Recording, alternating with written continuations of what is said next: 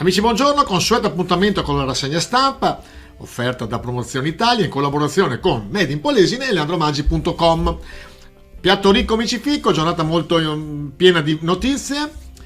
Naturalmente ringraziamo i nostri sponsor e andiamo subito direttamente sulle pagine che oggi seguiremo, dal Corriere del Veneto, Padova e Rovigo, dalla Voce di Rovigo, dal Gazzettino di Rovigo e qualche sbirciatina anche sul web. Andiamo. Prima pagina del Corriere del Veneto, Padova e Rovigo, naturalmente una visione nell'insieme del Veneto, Recovery Fund, la TAV Veneta nella lista. Poi porti a Venezia, Briciole, premiate Trieste e Genova. Un'altra notizia importante per la nostra regione, lo shock economico, Zaia, Roma li ha promessi subito, che sono i ristori di Natale, ma il ministro Gualtieri, la crisi di governo rischia di frenarli.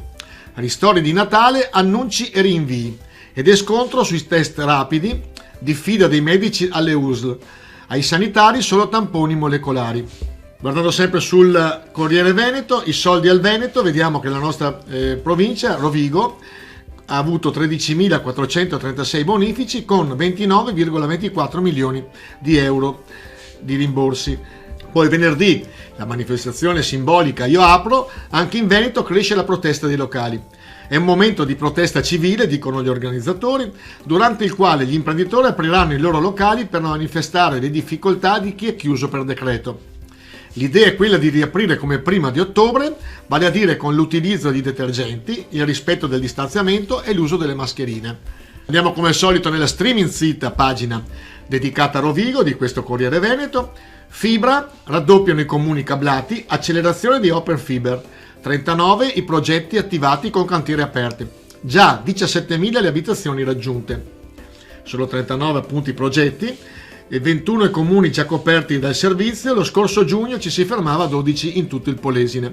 Però era il 2020, l'anno previsto per il piano di collegamenti veloci in Italia, ma i ritardi sono cospicui. Poi teatro sociale solo online, ma comunque con oltre 15.000 contatti.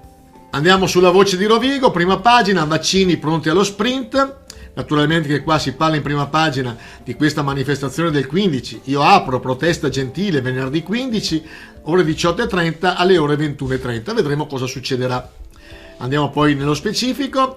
Prima notizia, vaccino in casa albergo. Qui tutti gli operatori hanno detto sì, altissime adesioni, mentre finalmente il focolaio che era nella casa albergo di Lendinara va verso la completa negativizzazione. Lunedì è stata somministrata la prima dose di vaccino, mentre la seconda, che dovrebbe completare il processo di immunizzazione, è programmata indicativamente per il 2 febbraio. Sempre dalla Voce, Portoviro, coronavirus e crisi. Il racconto, il fatturato si è dimezzato. Un centro massaggi in ginocchio, perché le parrucchiere sono aperte e noi no? Con la pandemia da Covid è stato penalizzato anche il centro massaggi a Mani Nudi, Grotta del Sale, dove si fanno trattamenti olistici e pranoterapia. Purtroppo è una storia comune a molti imprenditori che stanno pagando un dazio molto pesante all'andamento dell'emergenza sanitaria che si sta protraendo.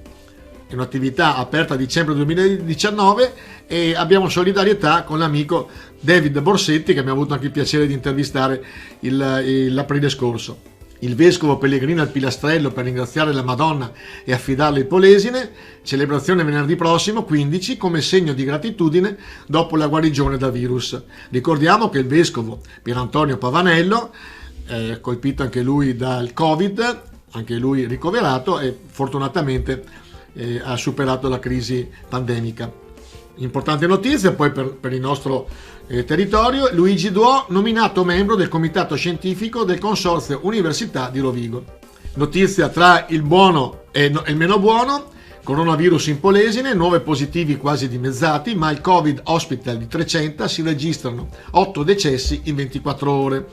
Una notizia importante, questa qua ricavata dal Gazzettino di Rovigo, moria di pesce misteriosa, questa a Portoviro, collettore padano osservato. Poi un bilancio del direttore Compostela dell'USL 5, uno spiraglio di speranza nei contagi, l'epidemia contagi in calo, ma i decessi sono 8 in sole 24 ore.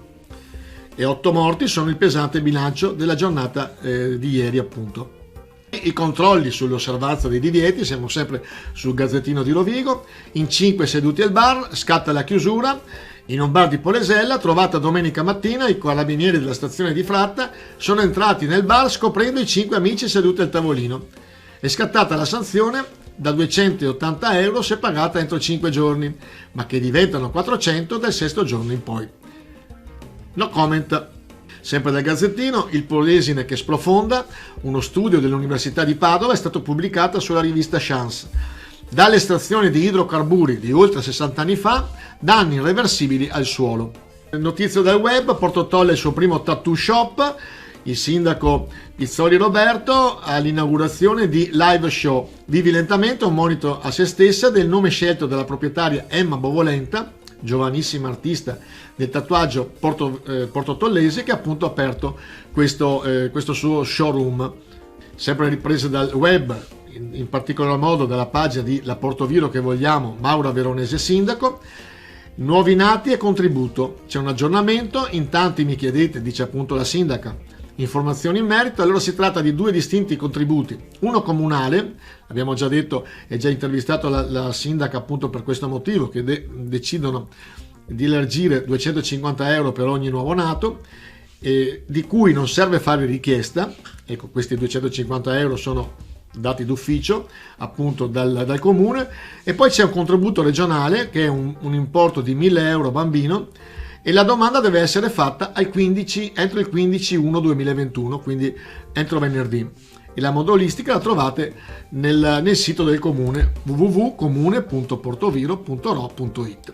Sempre dal web, vediamo un post che ha fatto Giada Banin, che è la titolare di un'importante agenzia turistica, che era a Piazza del Popolo a Roma per protestare. C'è questa fotografia: dignità per gli agenti di viaggio. Ricordiamo che gli agenti di viaggio, assieme ad altre categorie, sono tra le più penalizzate.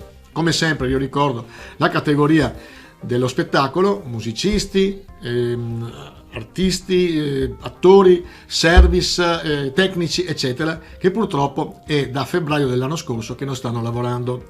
E per finire il mio umorista di riferimento, Spiffero Francesco, noto barista di Adria, che mette questo post che è bellissimo: poi presi il calice e rese grazie, lo diede ai suoi discepoli e disse: oggi solo per asporto. E con la battuta dell'amico Spiffero Francesco, da Leandro Maggi, come sempre, è un piacere stare con voi, ci vediamo domani mattina. Ciao ciao!